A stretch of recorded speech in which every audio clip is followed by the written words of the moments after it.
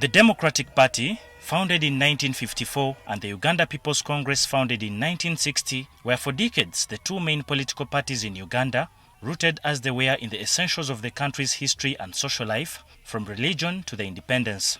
The UPC led Uganda to independence in October 1962. The heyday of these two historic parties now seems like a long time ago.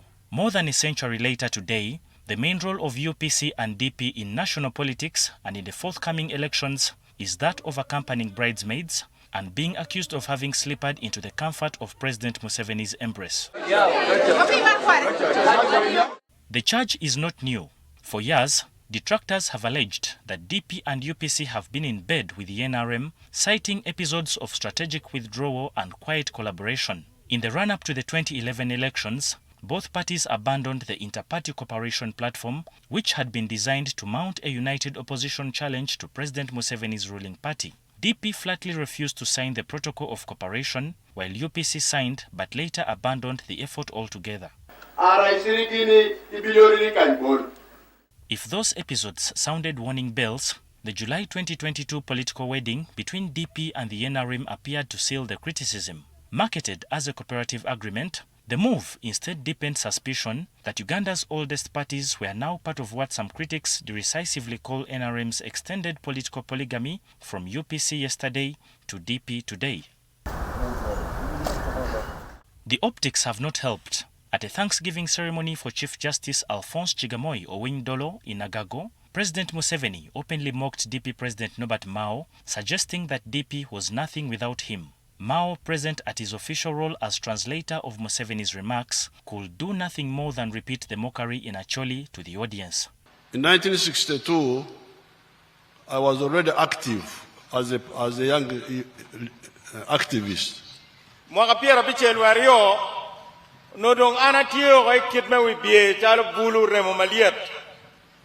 And I was supporting DP, a party called DP. I don't know, DP and Mamegani. So when I see people like Mao saying DP without Museveni, there is no DP without Museveni. Donc Mao teori ni DP idogi DP petwere ka Museveni peye Museveni mierberi DP. The fallout has been telling. DP leaders have since downplayed Museveni's words, dismissing them as nothing more than a joke, rooted in Museveni's long and bruised history with the party. President Museveni has been talking like that. He has said he's been in UPC, and he said UPC without him, probably because he knows the only authentic party that he keeps referring to is DP. Probably he still has nightmares. He has never forgotten the good times he spent in DP. And I don't think he mentions, DP because he believes he belonged to the original DP and all. There is just suffering from nightmares and the love for the party where he belonged. UPC, on the other hand, has defended its cooperation with the NRM as part of a broader commitment to stability, arguing that Uganda's political governance works best with UPC at the table.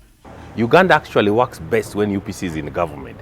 That is why we had to accept the request by different political organizations. Both the opposition and the government requested us for our members of parliament to work with them.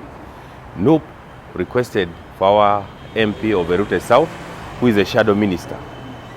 Then government also requested us, we gave a minister for gender. So we believe Uganda works best when UPC plays a role. Yet with the 2026 elections approaching, the uneasy cohabitation raises difficult questions. Both DP and UPC have expressed interest in fielding presidential candidates. But what legitimacy can they claim when they are widely viewed as co-wives to the ruling party? We will not lock the doors of engagement even in these elections. We will continue engaging and will continue progressing because we have done our own research and we have realized there is nobody in Uganda, no political party, that has enough guts to light firewood throughout the night with the NRM without it was getting finished. And elections alone is not going to give us the Uganda we want.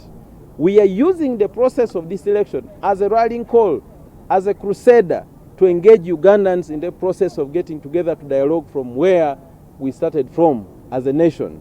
We believe poverty is one of the greatest enemy of Ugandans.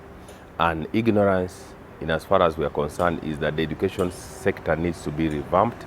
We need to revive the education sector like it was in the 80s and in the 60s. So we want to make sure that every child is not left behind. People should have quality education. Education should be for all, not for some. Quality education should be so for all, but not for some. In 1980, UPC became the first party in post-independence African history to have lost power in 1971 and returned to power following the December 10, 1980 elections. It was the dispute over these elections that propelled the then run-of-the-mill Yoweri Museveni, who Uganda Patriotic Movement secured only one vote against UPC's 74 seats, to pick up arms and wage a costly civil war. As it is with UPC, the last time DP led Uganda was the 1 year between 1961 and 1962 when it was defeated by the UPC in the elections that led to independence. DP is largely believed to have won the 1980 elections, but the party took the shadow government in parliament while secretly collaborating with the armed groups such as Andrew Kayira's Uganda Freedom Movement to overthrow UPC. When the National Resistance Army shot to power in 1986, the UPC was wary of the former's intention and even refused to join the new broad-based government, while the DP dived in with 2 feet, which saw Paul Kawanga Semogerere becoming Internal Affairs Minister and later Foreign Affairs Minister. Today, both UPC and DP, once engines of political contestation, face perhaps their deepest identity crisis, always playing second fiddle to dominant players. The electorate is left to wonder, come 2026, will DP and UPC be challengers or merely spectators in an extended scripted drama? David Ijo, NTV.